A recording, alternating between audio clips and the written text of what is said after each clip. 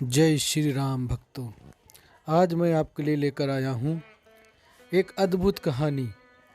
महावीर हनुमान जी का बल और उनकी शक्ति की शत्रु की आधी शक्ति खींच लेने वाला बाली। इतना महान व्यक्तित्व बाली जो हनुमान जी से पराजित हुआ था।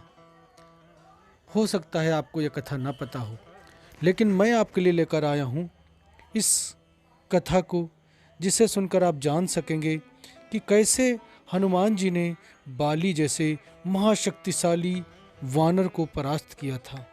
आइए सुनते हैं आज की कहानी। बाली किष्किंधा राज्य का राजा था। वह जन्म से वानर था। वह इंद्र के धर्मपुत्र वृषराज का पुत्र एवं सुग्रीव का जुड़वा भाई था। अंगद जैसा महावीर इन्हीं बाली का पुत्र था और इस महावीर बाली की पत्नी थी अप्सरा तारा।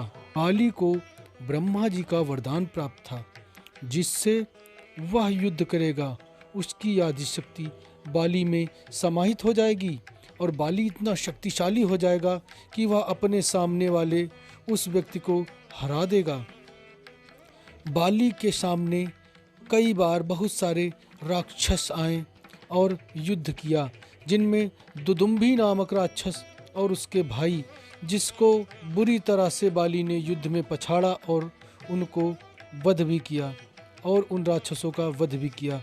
बाली ने लंकापति रावण को अपनी काख में दबाकर पृथ्वी की परिक्रमा तक भी की थी और इन्हीं बाली को भगवान श्री राम ने एक पेड़ के पीछे से छुप करके बाली का वध भी किया था।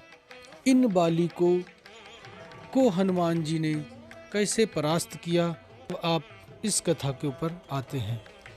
बाली का हनुमान जी से युद्ध कैसे हुआ। बात एक समय की है। बाली अपने बल के घमंड में चूर होकर नगरों और जंगलों से होता हुआ किष्किंधा जा रहा था। सबको ललकार रहा था, है कोई जो मुझसे युद्ध कर सके, है कोई जो मुझसे युद्ध कर सके, कोई जिसने माँ का दूध पिया हो जो मुझसे युद्ध कर सके। पास में ही हनुमान जी प्रभु श्री राम जी का ध्यान लगाए हुए समाधि में विलीन बैठे हुए थे। बाली के चिल्लाने से उनके ध्यान में विघ्न पड़ रहा था। उन्होंने बाली से कहा, हे वानर राज, आप अत्यंत शक्तिशाली हैं, बलशाली हैं, आपको कोई नहीं हरा सकता है, लेकिन आप इस तरह चिल्ला क्यों रहे हैं।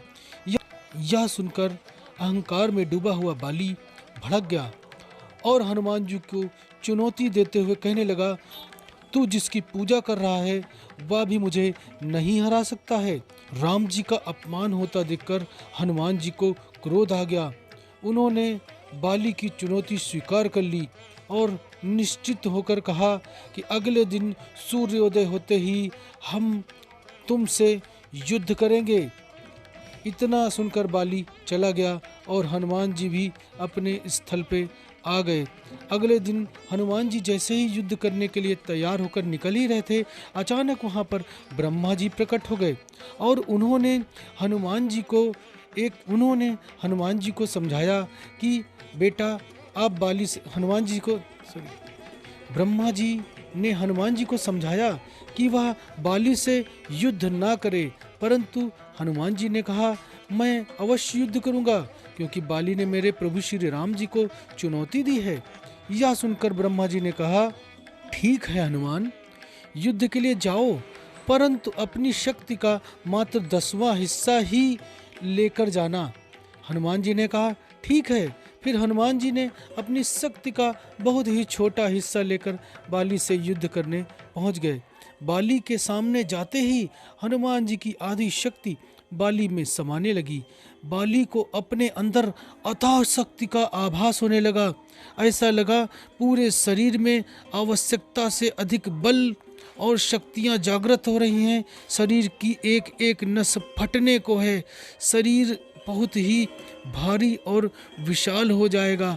उसे लगा कि ऐसा ना हो कहीं नसें फटे और शरीर में भीषण दबाव हो, जिसकी वजह से बाली की मृत्यु हो जाए।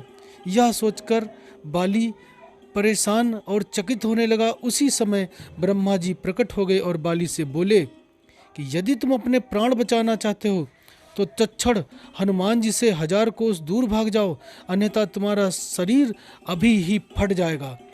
यह सुनते ही बाली वहां से 1000 कोस दूर भाग गया। तब उसे राहत मिली। उसने इसका कारण ब्रह्मा जी से पूछा तो ब्रह्मा जी ने बताया, यूँ तो तुम बहुत शक्तिशाली हो, लेकिन तुम्हारा शरीर हनुमान जी की शक्ति का एक छोटा सा हिस्सा भी नहीं संभाल पा रहा है। तुम्हें बता दूं, हनुमान अपनी शक्ति का केवल एक छोटा सा हिस्सा लेकर ही तुमसे युद्ध करने आए थे। सोचो, यदि संपूर्ण भाग लेकर आए होते तो तुम्हारा क्या होता। यह सुनकर बाली चकित हो गया और हनुमान जी को दंडवत प्रणाम कर बोला, इतना अथाह बल होते हुए भी आप कितने शांत रहते हैं और सदा राम भजन में खोए रहते हैं। मैं कितना बड़ा मूर्ख था जो आपको ललकार बैठा। मैं तो आपकी शक्ति के एक बाल के बराबर भी नहीं हूँ। मुझे क्षमा कर दीजिए बजरंगबली जी महाराज। हनुमान जी क्षमा करें। जय श्री राम, जय श्री राम, जय श्री राम। हनुमान जी के प्रिय भक्तों, श्री राम के प्रिय भक्तों, अगर आपको ये वीडियो और कहानी पसंद आई हो तो इस चैनल को लाइक करें, सब्सक्राइब करें और शेयर करें। अगर आपको कुछ कहना है तो कमेंट बॉक्स में जाकर कमेंट करें। धन्यवाद।